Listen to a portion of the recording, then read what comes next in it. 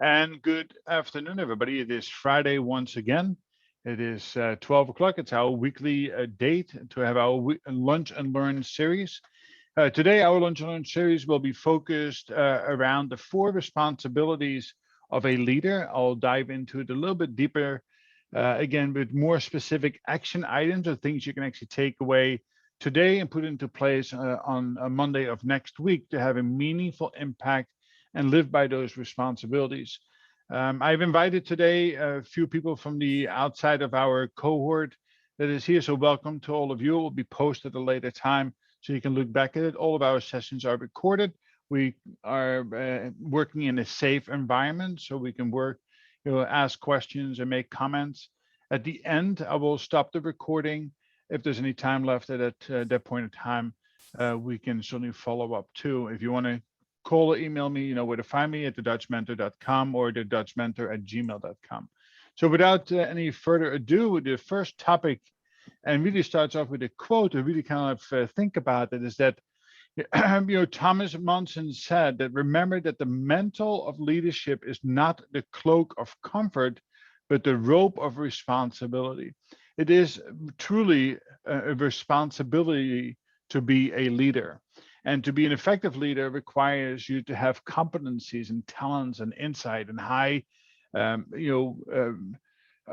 intelligence as well as emotional intelligence. We covered that last week in the topic of leading with comfort and humility. We also talked a little bit about living with being responsible as a leader as a way of being 100/0. Now, I'm not going to play this videotape again because I've already done this for the cohort as we started in our introduction, and I strongly encourage you to go back onto YouTube if you want to look at it again. This is from the Snowy Bank talking about 100/0 sign that they can find throughout their institution, questioning what is 100% responsibility with no excuses and how can you put it into place. Well, it really came down to this simple message that it is all about love, but also about tough love, and finding the right balance between the two of those is really a ratio, right? It's 6-to-1, is 6 times love times 1 times tough love. And tough love is about making sure that we are truly accountable to ourselves, to our team members, to the organization, and to the mission as leaders. And we have to live with high ethics and morals, and making sure that we show this in every single aspect of leadership to make sure that the people that you are leading will buy into it and not, what to say, you have to live it by example. And I'll give you a very simple rule to live by, that if you walk in the hallways of your hospital, your institution, your factory for that matter, and if you see a piece of paper laying on the floor, if you want to be responsible as a leader, you pick it up. You don't shove it to the side. You pick it up and dispose of it. You don't blame others why that piece of paper is. You lead by example. So 100/0 is a behavior that we advocate for our leaders as part of their development process. So again, I would encourage you to go back and take a look at that on YouTube if you want to. It's about an 8-minute video clip, and it certainly will be impactful. So the next thing is that what are the outcomes of responsible leaders, right? So we want to make sure that we understand that what is a responsible leader. That's an outcome. That is the why.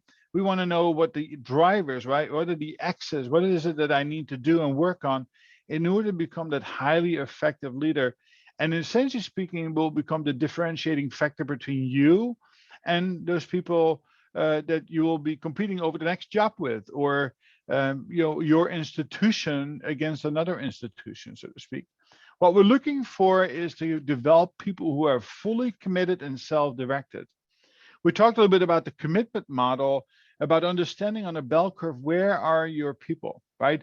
Your high performers, the people that you tend to go to, are likely the owners, right? They're fully committed, self-directed, while they are followed quickly with the owners in the making. People will be there with just a little bit of prompting. And then on the bell curve, you have that big middle section, right? The overt and covert compliant people.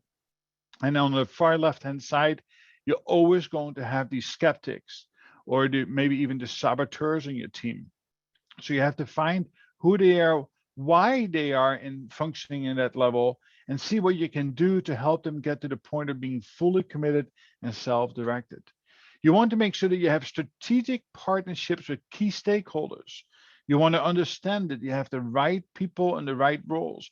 And that holds true in everything, that it holds true in your team, on the ground floor, on the front lines, or all the way into the C-suite. It is really important that you understand who your key stakeholders are and develop these genuine partnerships. We're going to have a talk about that in the weeks to come about how to build meaningful, genuine partnerships. You want to build this winning environment.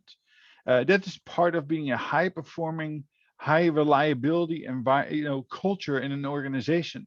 It's not that you do some things from time to time, but that is part of your DNA. And part of your DNA should be creating this safe environment, psychological safety and physical safety. And you want to make sure that we are creating a win-win type scenarios. We don't want to create an environment where we have winners and losers. Nobody feels good about that. But we also need to learn and remain teachable in order to be able to feel both sides, right? We have to give and take to find that common bond, as long as we're always focused on safety and quality as an outcome. And then, of course, we want to look at bottom line differentiating results.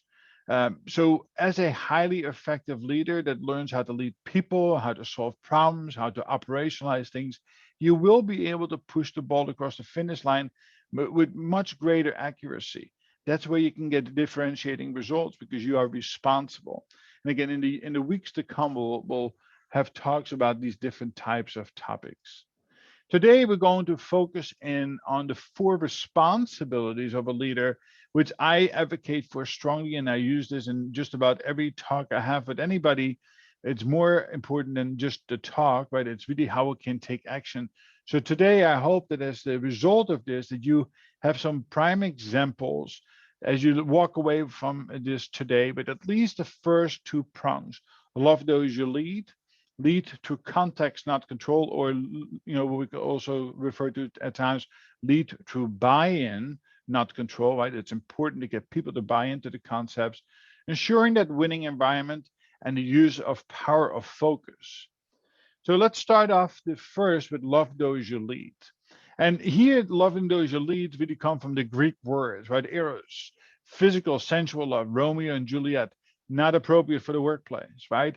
Is storage, the parent-child love, although genuine, but it goes too far. That's not appropriate for the workplace either. Agape, the highest form of love or the pure love of God. Well, that is also a great place to be, but again, mixing cultures and sensitivities in the workplace and imposing is not the right approach. What is the right approach is the philia kind of love, the brotherly love, the genuine care and concern kind of love. So that is really what you want to keep in mind. So from our brothers and sisters from Philadelphia, this will be easy to remember. It is the philia, the brotherly love, but how can we do this, right? How can I take this and make this an actionable item that I can put into place in my workplace as a responsible leader? And we're going to cover that over the next couple of minutes, and something that you can actually take away and put into play. Remember that one of the things that I don't like doing is doing talks. I don't, webinars and conferences and week-long trips to wherever. It's all good, but mostly the stuff is forgotten as quickly as you learn it. So what we are trying to advocate for you in your workplace is to take these practices and put them into play immediately. And Rob just had a really good example of a way of doing that is by intrinsically showing some recognition by a simple thank you card. He actually ordered them, he received them, he took action, and he already had an emotional response from the young lady who received the card. That is touching hearts. That's a responsibility of a leader. So here it is important, get to know them, right? Separate the worth from performance. Not everybody in your team is going to be a high performer, but they all have worth. And think about that $100 bill that I used a couple of weeks ago in an example. You can crumble up a $100 bill, throw it on the floor, throw it in the mud, step on it, but when you unfold it, it's still worth $100. right? So same as your team members, identify the worth in each person that you lead, and then work separately on their ability to perform, right? But that requires you as a leader to get to know them. Now, this is a word of caution that does not mean you need to go out and have barbecues or be Facebook buddies or go have a drink on Friday afternoon for happy hour. Getting to know them is on your calendar, and that's the action item. You can actually set a time up every day that you go out on the Gemba, go to where the work is done, and get to know your team members on a more personable level, right? Again, find that right spot to be in. The other thing is to resolve issues and build relationships. Just think about in the workplace that, how many times have you had people live rent free in your head? That there's open-ended issues that were never closed out. But one of the things of being responsible is when you have situations like that, is to learn to have critical conversations with those folks to be able to resolve them. That does not mean you need to be right or they need to be wrong, or again, it's that win-win type scenario you want to work out. At least be able to express your feelings in a safe environment.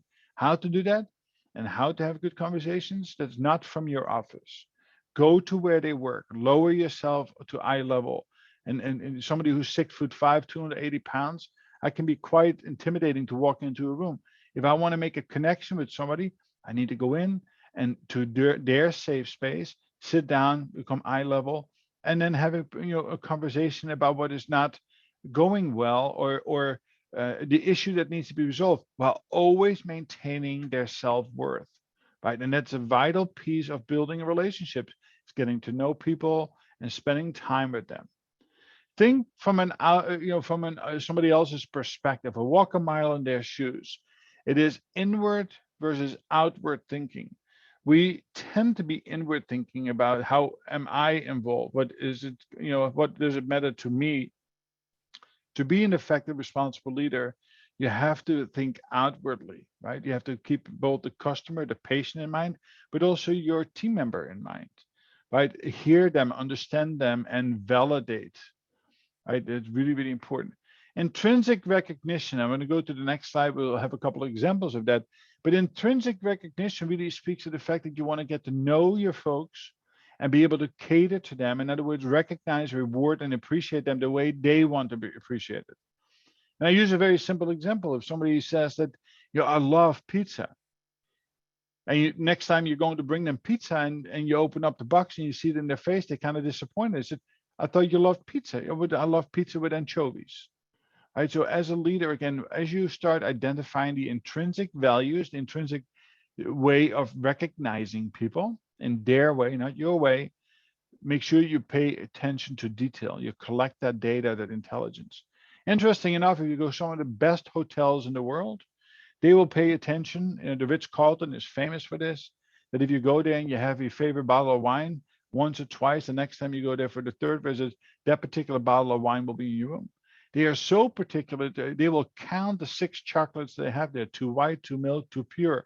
If you eat the pure but not the white and the milk chocolate, the next time you go, you will have 3 or 4 pure chocolate with 1 milk and 1 white piece of chocolate, right? That's paying attention to detail, that's catering, and that is really recognizing them on an intrinsic level. Now, mind you, there needs to be tough love as well. Again, there needs to be that ratio, and tough love is not being mean, is not being devaluing the person, right? Tough love means saying what needs to be said in a safe environment.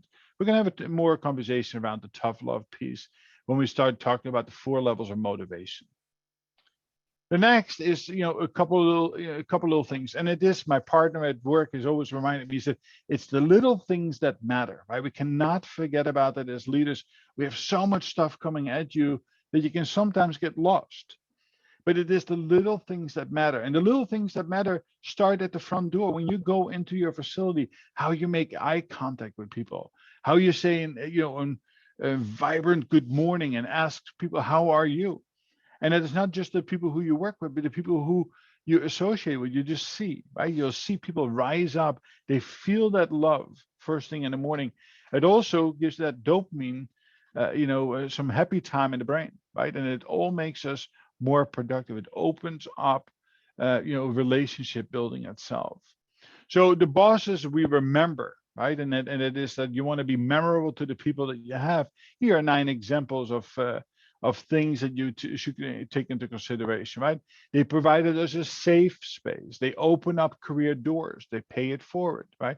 We defended us when it needed to be done, right? Recognized and rewarded us with abundance, right? They developed us as leaders for the future. They inspired us to stretch higher. They led by example. And they told us that our work mattered, right? You are valued, and forgave us when we made mistakes. I would even add one more too. They knew and understood when to apologize, right? And great teams that if something goes wrong, there's not one person at fault. I am at fault as well. It is how we recover from that is going to be, the proof in the pudding of how effective the team can be. All right, so Simon Sinek, obviously somebody that we all know well, and we see his quotes and his posts on Instagram frequently. And it, if anything, it is thought provoking, right? So think about this quick statement here. There are leaders and there are those who lead. Leaders hold a position of power and influence. Those who lead inspire us. So think about that for yourself, and it really comes down to the point of leading to context or control. And that's really the second topic we're going to dive a little deeper into today, is that it is so important to start off with the why, right? If you don't lead with context, we have a simple equation over here that you can read, is that it makes life that much more difficult, right? If people don't understand what it is that you're asking of them. So it is important to do the context, and it's equally important for people to buy in. So if you're working on a project and you have done your key stakeholder analysis, make sure that you include all of the people from the full spectrum of the low performer to the high performer to get the best outcomes. And I will tell you that I have been, guilty over time. And I mentioned in class the other day, we solved a complex problem. Once we brought it to market, the person that we thought we solved the problem for came back to us and said, listen, I never asked for this. And then when we did a retrospective scope, so to speak, and said, why was that, what happened here? What did we do wrong? Well, in our key stakeholder analysis, we didn't identify that person as the key stakeholder or made sure that they're involved in the process. So again, it is the context, understanding your why, and then understanding the why behind the things you're trying to lead. So again, these are some examples that you can start with on Monday morning, make it a post-it note, and forever forward, whatever you do, apply these basic principles, right? Share the vision, tie it to the strategic goals of the organization, make sure that everybody knows and understands what is expected of them. If you tell me to go throw bullseyes on my dartboard, well, tell me where the dartboard is. Make sure there's proper lighting. Make sure that I have darts. Set me up for success. Guide me, coach me, right? And explain why it is important. Now, even more important here is about ask, tell, ask. Just because you told the person once, you explain the why, make sure that you verify that they understand what you meant. So ask them to repeat back to you what it is that they heard. And that gives you an opportunity to make small corrections in order to be able to ensure that they are aligned with the vision and the expectation. Right? So encourage group discussion around this with your team, so you get to understand who your audience is and how they like to receive the information. Right? Some people like to have it in print, other people like to have it in an email, other people like to have it at the huddle board. Your role as the leader is to give them the information that they can best interpret and understand it and execute against it. Next is ensuring the winning environment. We'll wrap it up in a couple of minutes here, so we hopefully can open it up for 5 minutes of how you can apply this in your workplace, or have you already done, and you can share with the team itself. Okay, again, ensuring the winning environment, we have to take certain things into consideration. The environment is both psychological and physical, right? It's how we feel and how we think. The 4 pillars of success have to be rooted in mental wellness, physical wellness, spiritual wellness, relationship wellness.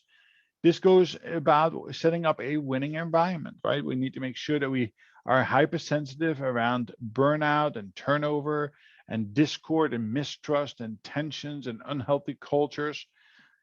Once you have that deeper understanding, you can start taking action against that. And later in the program, on one of the lunch and learns, we're going to talk about a team Concord. A team Concord is essentially taking an opportunity of bringing the team together and start developing a bond. So really the four things that we talk about is developing a common bond and a common understanding. We need to be teachable, so that's the third one, and we need to show great respect to each other. Now, some people say that respect needs to be earned. True to some extent. As a team, we want to give respect, and we set up some rules that the team can work under in order to maintain those four corners of a foundation, right? Being teachable, mutual respect, continuously find that common bond and common understanding. Last is the power of focus, right? Is the learning how to delegate ownership if and when appropriate. And there are different levels to that. There's not enough time today to do this in a lunch and learn. If you'd like to know more about it, by all means, reach out to me. But again, this is really important to learn to work on the right things at the right times. So what you can take away from this is really thinking about the four parts of transferring ownership. If you delegate, and most leaders will have no choice but to delegate from time to time, this is not an exercise of dumping. You can't just give it to the person and say, now it's your problem. Right? It ends up causing resentment and anger and frustration, and especially if there's no clarity or the tools are not there. Make sure that you go through the process of delegation by assigning responsibility, and that requires you to deploy the why, right? What is it? And then slowly, as depending on what it is that you're asking the person to do and their capability, you're starting to transfer the authority. In other words, you empower them to take the bull by the horn, even allow them to make mistakes along the way. But they no longer need to be dependent on you for everything that they do. So you want them to perform, you allow them to perform, you allow them to continue to grow. But there always needs to be a check back of accountability. And we're going to learn later on around what the difference is between a daily huddle and what we can do on a rapid fire meeting on a weekly basis to make sure that we have accountability. So last is, really the four things that you can take away at the end. Again, don't act like a victim, right? We need to make sure as leaders that we are partners true and true. It is about your attitude that you bring to the table, right? Be highly engaged, inspirational and motivational, and then people will end up wanting to follow you. And our goal is really two things. We want to create followers and we want to create future leaders, right? Meet the expectation of what it is that you have set out to do or what you have set, right? Really exceed that expectation. And then make sure that you understand that no behaviors are changed overnight. It takes time. No different as you walk away from here today and focusing on love those you lead and lead through context and not control. Those two things you can control right coming out of this meeting today and be in charge of on Monday morning, right? Love with high frequency, that filial type of love. Make sure it is meaningful to the person that is in front of you. Relationship building, and always start a conversation or an ask with the why. Tie it back to something that they understand and appreciate, and you will be able to deliver at a much higher value and more likelihood of becoming a higher performer at the end of the day. So with that said, we have 4 minutes left with any comments or questions. If anybody wants to jump in, I would love to hear an example. I think Rob started off. Anybody else have an example on how you love your people that you lead? I think I have a good example today. Okay. Emily, my director, asked me, like, is there anything that you feel is like you know, that you continuously have to put off to, you know, deal with your other tasks. And, you know, I don't know, I guess another person in another leadership might say, well, these are the things you need to get done. And, you know, it's up to you to just get them done. But, you know, it's nice because it's like, all right, we're working together. We have the same goal. So let's figure out what time we need to set aside for this particular task. So listening is a very important part of loving those you lead, right? It is about taking the time to understand and finding the right, mix in order to be able to get things across the finish line. Very good. Thank you, Stephanie. Anybody else before we wrap it up? Okay, I'll stop the recording.